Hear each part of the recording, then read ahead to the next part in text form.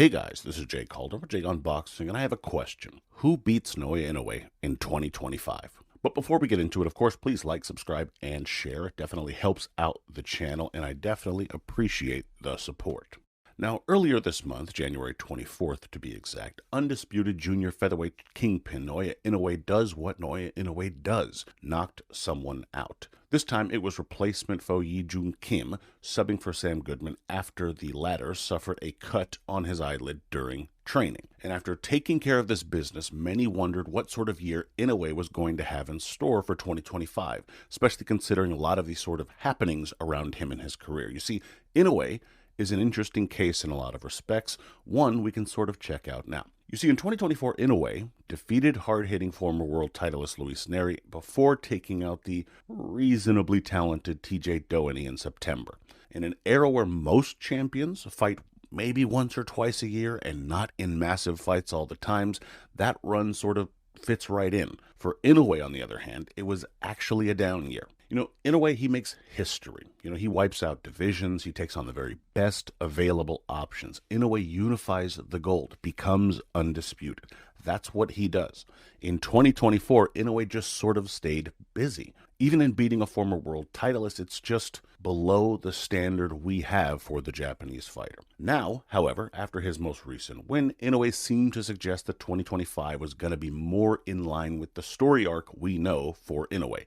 He had some big plans ahead. In the post-fight interview, of course, it was revealed that Inoue plans on fighting in Las Vegas for the first time this year, though no official opponent was announced. Still, we got a location of Las Vegas mentioned, as well as likely Saudi Arabia, considering his big $19 million deal with the Saudis, so you can expect some big names to be attached to the monster. Thus far, and this is all speculation, of course, we are getting names like Muradjan Akhmadaliev and Junto Nakatani, as well as a move up to 126 pounds to take on Nick Ball. Again, just rumors, but some very interesting names to say the very least. Still, in the beginning of this video, I asked the question, who beats Naoya Inoue in 2025? And to be fair, this is a twofold question. Yes, with a potential lineup like the one I just mentioned, Inoue runs the risk of losing for the first time as a pro, which of course adds to the excitement of his next campaign. But imagine he sweeps a list like the one I mentioned, or something similar to that list. Then the question pertains to who beats Inoue for Fighter of the Year, because that is the sort of sun run that modern boxers can't mess with.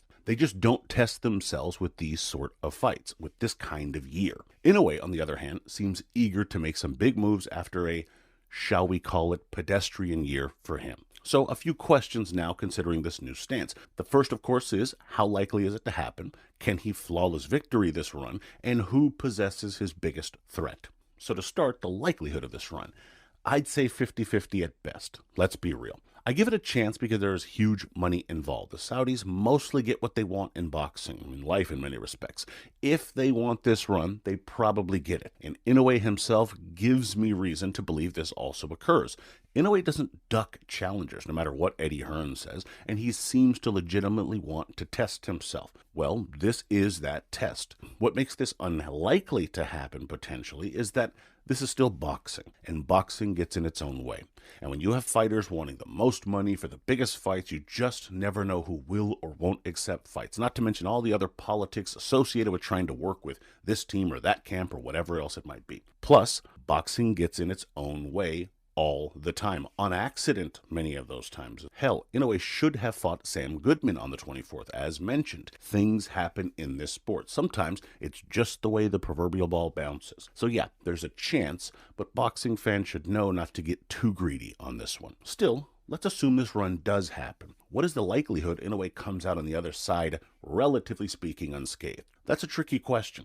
That could depend on the order in which these fights are made, when they happen, how well is he doing with any of the weights involved. In truth, I think the odds suggest Inoue beats all of these names individually, but that's again in individual fights. If you're trying to bet on this from like an Inoue versus the field, if you were to take on all three of these names that I just mentioned, I think smart money says at least one of them could probably put a dent in him, just because you're getting, favorable play there. But I'd still think he's favored in all of these fights because that is how good he is.